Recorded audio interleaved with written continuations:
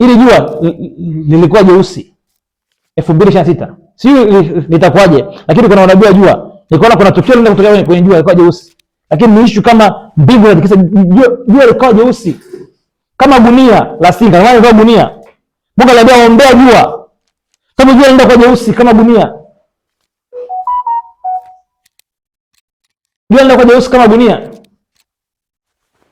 la singa, mwezi wote ukawa kama damu na nyota zikaanguka juu ya nchi, kama vile mti upukutishapo mapoza yake utikiswapo na upepo mwingi. Mbingu zikaondolewa kama ukurasa uliokunjwa, na kila kilima na kisiwa kikahamishwa kutoka mahali pake, na wafalme wa dunia na wakuu wa dunia na majemadari na matajiri wenye nguvu na kila mtumwa na muungano na muungwana wakajificha katika pango na chini ya miamba, wakiendea milima na miamba, tuangukeni, tustirini mbele za uso wake yeye aketie juu ya kiti cha enzi na hasira ya mwanakondoo, kwa maana siku iliyo kuu ya hasira yao imekuja, na ni nani awezaye kusimama?